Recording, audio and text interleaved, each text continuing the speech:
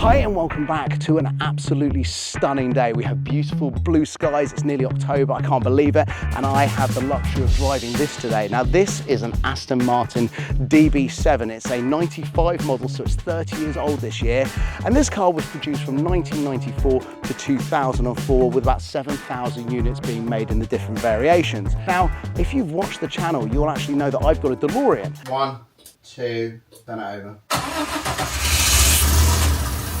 Yes!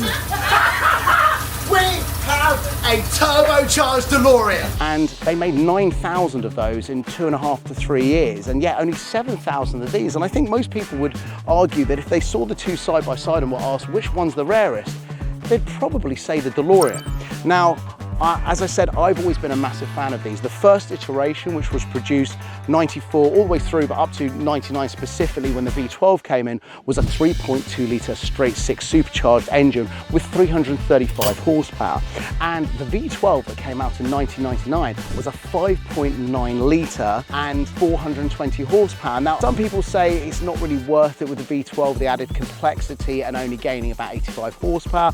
Others say it's the one to go for because then it's a proper Aston with a V12. I'm not so sure. I love the sound of supercharger. So for me, this is the one I'd have. And more importantly, I love it in the Chiltern Green, and it's got a manual gearbox. Now the owner has been very kind and said that I can borrow it and take it for a few miles and have some fun in it. She is an old girl, so obviously I'm going to treat it with respect, but I can put my foot down. The engines in these were very, very robust.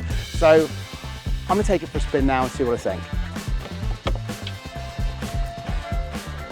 So, why do I like this car? Well, obviously the DB5s and the DB6s, which are stunning vehicles. Obviously I grew up on James Bond. They're just unobtainable for the average person. They're just so expensive. They were refined vehicles. It was a gentleman's car. And don't get me wrong, Aston Martin's done plenty of wild looking vehicles and, you know, modern ones like the Valkyrie and things like that, which I absolutely adore. I think there's some amazing engineering and styling that comes out of Aston Martin with the modern cars these days. But when it comes to Astons, I just would prefer to have a classic than one of the more modern ones. It's just personal preference. If I was going to be buying one, I do have a bit of a soft spot for the Rapide. I'm sure there's a few people out there that won't agree with me, but they made a very beautiful car with that four-door, which I thought was a hell of a styling challenge. I don't know, but the DB7 just feels super manageable, and it's a good, reliable engine. So you've got a 3.2 litre straight six supercharged 335 horsepower engine that's actually pretty reliable. An XJS derived chassis, a beautifully plush interior, and as I said, it's not trying to be a sports car, it's certainly not trying to be a supercar. It's elegant.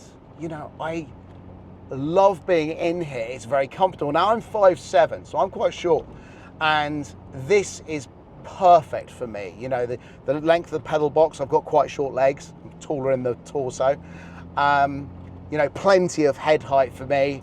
The seats are cushiony and soft, and it doesn't make me want to drive it fast, which some people will probably say, oh, maybe that's a bad thing. It's not trying to make you feel like you're in a sports car, but that's not why I'd get one of these. It's beautiful. This is the sort of thing that I just want to drive around casually every day. It feels like a gentleman's car. It's much more in keeping for me with the old Astons than it is with the new Astons. And the DB7 was basically the cusp. It's described as the car that saved Aston Martin. I believe to this day, it is still the highest production number of any Aston Martin ever. And I love it.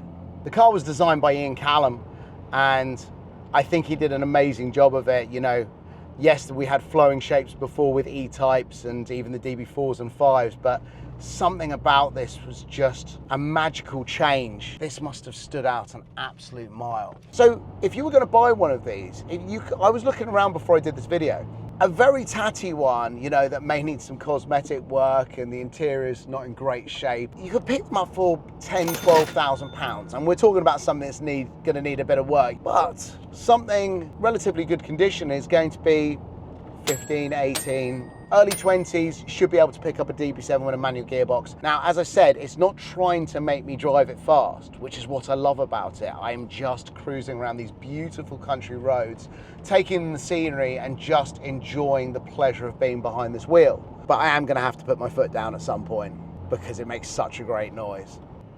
We've got a bit of open road, so let's give this a go. And it revs to 6,000 RPM. Oh, wow.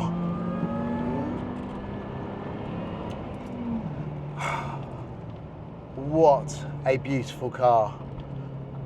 This thing's 30 years old. You know, yeah, there are lots of BMWs and Mercedes that you can buy that have got far more power, twice as much power. But for 30 years old, simple 5-speed box, straight 6 engine, this thing goes great. So the question is, should you buy one? Well, it's really going to come down to taste. The driving experience for me, I think, is lovely.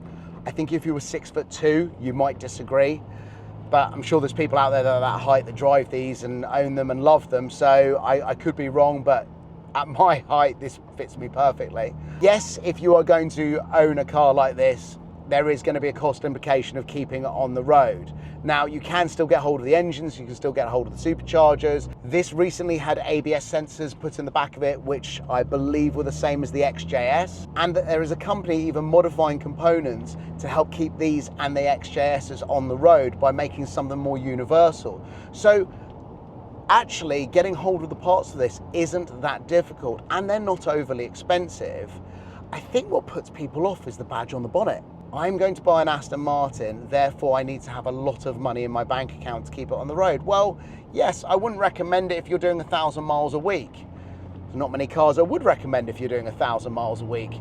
But if you're using something to just cruise around and you want something that you can have a bit of fun in at the weekend, and to be perfectly honest, I'd probably have this and a cheap little runaround hatchback as the everyday car that gets the mileage built up on it.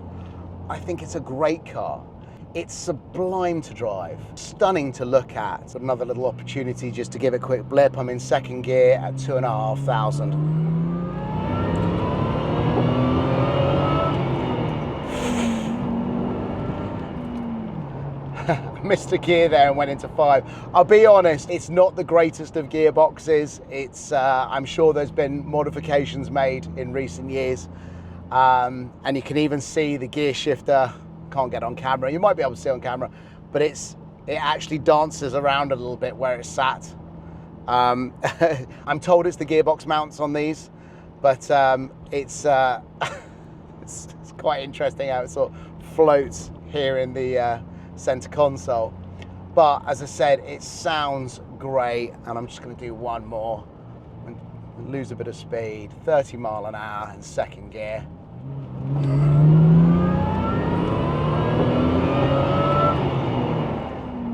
And at about 4,500 RPM, it really comes into its own, really starts winding up. I don't know if you can hear the supercharger on camera, but the whine is just stunning. I absolutely love it. Bottom line, this is an amazing car, and it's got a very, very special place in my heart.